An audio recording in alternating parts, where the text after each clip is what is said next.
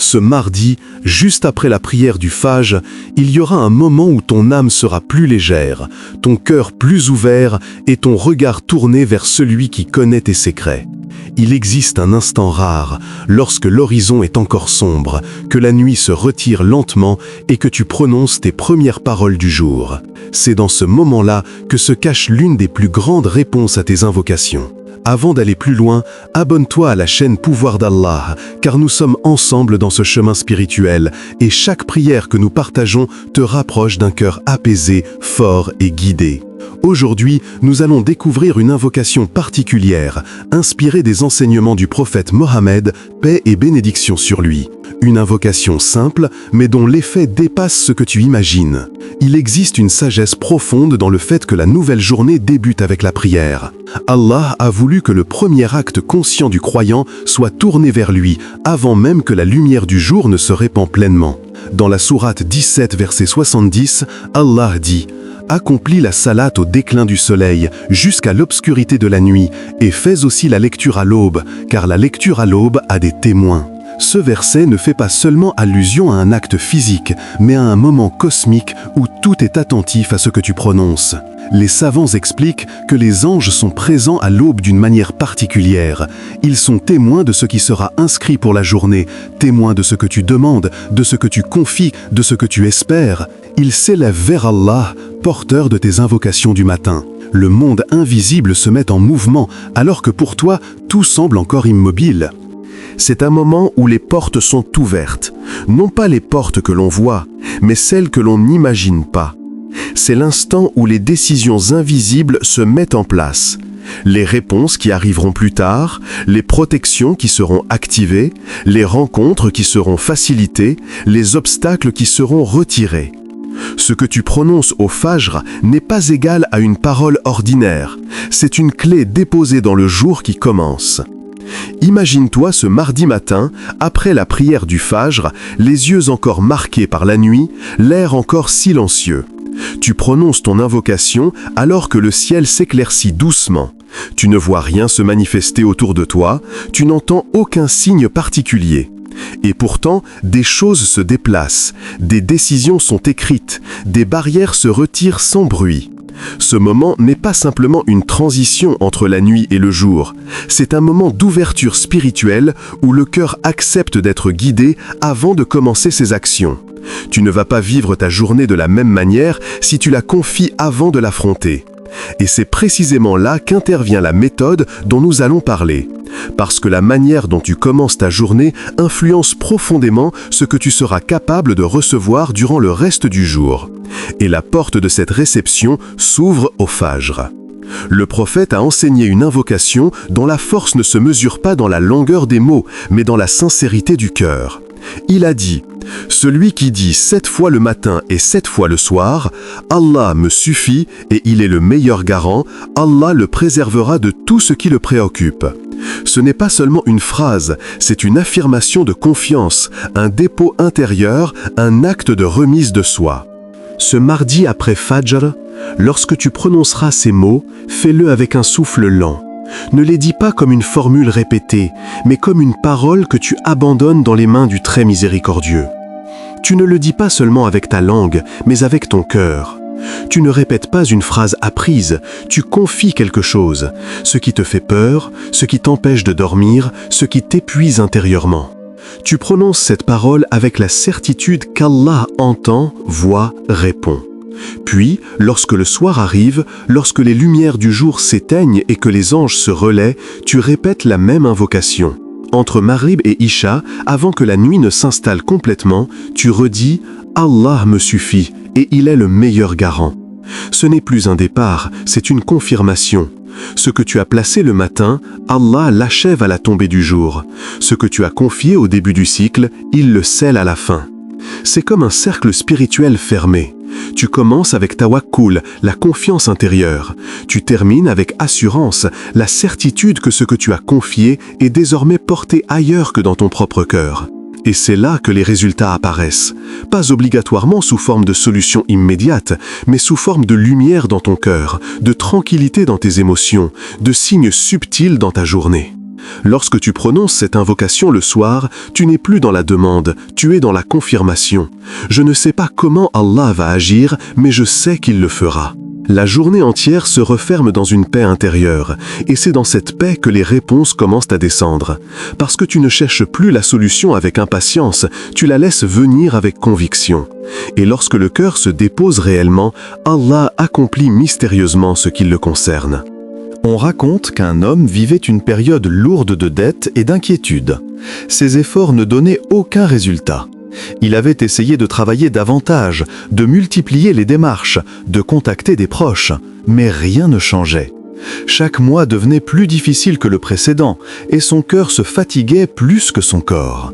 Alors, dans cet état d'épuisement intérieur, il se rendit auprès d'un savant pieux, espérant recevoir une méthode concrète, une solution financière, un contact professionnel. Mais le savant ne lui proposa rien de tout cela. Il lui dit simplement « Pratique cette invocation le matin et le soir. Allah me suffit et il est le meilleur garant. » Sur le moment, l'homme fut surpris. Son esprit cherchait une action matérielle, une stratégie visible, mais il décida d'obéir. Pendant des semaines, il répéta l'invocation chaque matin après Fajr, puis chaque soir entre Maghrib et Isha. Les premiers jours, rien ne changea. Puis les jours devinrent des semaines. Les dettes étaient toujours là, les appels restaient sans réponse. Mais quelque chose de discret commença à évoluer. Ce n'était pas sa situation extérieure, mais l'état de son cœur. Puis, ce fameux mardi matin arriva. Ce jour-là, lorsqu'il prononça son invocation, il sentit la pression intérieure se dissoudre, comme si un poids invisible quittait sa poitrine. Ce n'était pas un changement extérieur, c'était un changement intérieur. Le désespoir s'était détaché de lui. Le même jour, une personne qu'il ne connaissait pas bien lui proposa un travail, temporaire, simple, mais suffisant. Ce travail devint ensuite un contrat plus long, puis des portes successives s'ouvrirent. En 30 jours, il avait réglé ce que 2 années d'efforts humains n'avaient pas permis de résoudre. Et il comprit quelque chose de profond. Le changement ne commence pas dans les chiffres, mais dans l'âme. La réussite ne vient pas par la quantité d'efforts visibles, mais par la bénédiction accordée par Allah. C'est à ce moment-là que les paroles d'Allah prirent sens dans sa vie, non plus seulement dans son esprit. Allah dit dans la sourate 65, verset 3. « Et quiconque place sa confiance en Allah, il lui suffit. Allah atteint son dessein. » Mais réfléchis maintenant à toi. Quand as-tu réellement déposé tes peurs chez Allah? Quand as-tu cessé de porter seul ton avenir, comme si ta réussite dépendait uniquement de toi? Parce que la vérité est simple, tu agis, mais lui accomplit. Tu cherches, mais lui ouvre. Et lorsque ton cœur l'accepte, tout le reste se met enfin en place. Tu as prié, tu as demandé de l'aide, tu as répété ton invocation. Mais as-tu réellement remis ton affaire à Allah? Cette question n'est pas théorique, elle ne se joue pas dans les mots que tu prononces, mais dans la manière dont ton cœur réagit lorsque les choses n'arrivent pas immédiatement. C'est là que se mesure la confiance véritable. Tu peux dire « Allah me suffit », mais si au fond de toi, l'inquiétude reste maîtresse, est-ce réellement Allah que tu as choisi comme garant? Remettre ton affaire à Allah signifie accepter que tu fais ce qui t'appartient. Tu t'efforces, tu te disciplines, tu cherches des solutions, tu t'organises. Mais c'est lui qui ouvre les portes, qui crée les opportunités, qui incline les cœurs, qui place les réponses devant toi. Tu agis dans le visible, démarches professionnelles, études, efforts financiers, prières répétées. Mais lui agit dans l'invisible. Tu commences la journée par une parole qui n'est pas simplement prononcée, mais déposée. Lorsque tu dis après Fajr « Je confie mon affaire à Allah », tu annonces intérieurement que la journée ne t'appartient plus entièrement. Tu reconnais que les résultats ne sont pas dans tes mains, mais dans la volonté divine. C'est un acte spirituel très profond, celui de renoncer à l'illusion de pouvoir tout contrôler. Et le soir, lorsque tu répètes la même invocation, ce n'est pas une simple répétition mécanique. C'est comme si tu scellais ce que tu as confié le matin. Comme si tu disais « J'attends sa réponse et j'accepte le moment qu'il a choisi ». Entre le matin et le soir, quelque chose s'est déplacé. Ton cœur n'a plus la même tension, ton regard ne porte plus la même inquiétude. Il existe une sagesse profonde dans le fait que le prophète, paix et bénédiction sur lui, ait lié certaines invocations à l'aube et d'autres au crépuscule. Ce ne sont pas seulement deux instants opposés dans le temps, ce sont les deux seuils où se prennent les décisions invisibles. Le matin, les anges montent avec ce que tu as confié. Le soir, ils redescendent avec ce qui t'a été accordé ou ce qui t'a été différé. C'est exactement au moment où les gardes célestes se relaient que les lignes du destin se déplacent.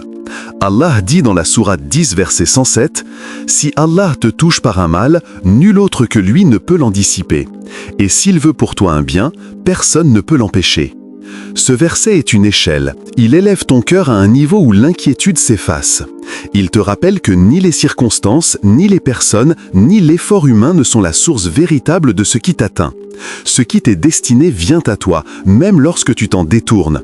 Et ce qui n'est pas pour toi ne s'attache pas à toi, même si tu le poursuis. Quand tu médites ce verset, ton cœur s'aligne en silence. Tu n'as plus besoin d'accélérer ce qui doit venir. Tu n'as plus besoin de retenir ce qui part. Entre ton invocation du matin et celle du soir, Allah façonne ton état intérieur. Tu crois attendre un résultat extérieur alors qu'il commence par transformer ton âme pour qu'elle puisse accueillir ce qu'elle a demandé. Et c'est ainsi que le matin trouve son sens dans la nuit. Ce mardi après Fajr, prends un moment qui t'appartienne réellement. Un moment où tu n'écoutes plus les bruits du monde et où même tes pensées ralentissent. Tu t'assois, tu inspires profondément et tu laisses descendre ce souffle dans ton cœur. C'est à cet instant précis que tu déposes ce qui te pèse, ce que tu as trop porté tout seul, ce que tu as gardé enfermé en toi par pudeur, par peur ou par fatigue. Ce matin, ne te précipite pas, ne transforme pas ton invocation en habitude mécanique, fais-en une rencontre. Et lorsque ton cœur est un peu plus léger, doucement tu prononces « Allah me suffit et il est le meilleur garant ». Tu ne le dis pas parce que tu dois le dire, tu le dis parce que tu acceptes enfin d'être porté. Tu le dis en sachant qu'Allah connaît ce que tu caches, ce que tu évites, ce que tu n'arrives plus à comprendre. Tu le dis comme quelqu'un qui marche dans la nuit, mais qui sait que la lumière existe. Et lorsque tu avances dans ta journée, lorsque les heures défilent et que tes inquiétudes reviennent, tu te rappelles que ce matin, tu as confié ton affaire à celui qui ne déçoit jamais. Puis vient le soir, juste avant que la nuit ne ferme le monde. Tu répètes la même invocation. Allah me suffit et il est le meilleur garant. Ce n'est pas un simple retour, c'est une confirmation. Tu scelles ce que tu as placé le matin. Tu conclus la journée par la certitude que ce que tu ne vois pas commence déjà à se construire. Car parfois, Allah ne change pas tout immédiatement autour de toi. Il commence par te changer toi, par purifier ce qui t'empêche de recevoir, par t'apprendre la patience, par t'offrir une paix invisible mais réelle. Tu demandais une solution, il te donne d'abord la force d'attendre la bonne. Souviens-toi, Allah entend les invocations du matin, mais il répond souvent dans le silence de la nuit. Le matin tu demandes, le soir tu découvres ce qui mûrit dans l'invisible. Le matin tu déposes, la nuit il t'apporte. Le matin tu confies, et un jour, sans prévenir, il réalise. Abonne-toi maintenant à la chaîne Pouvoir d'Allah, car chaque semaine, tu trouveras une invocation, une histoire, une lumière qui te ramènera à ton centre intérieur. Et sache que le jour où ton cœur fera réellement confiance, tu verras les portes s'ouvrir avec une douceur qui ne ressemble à aucune autre.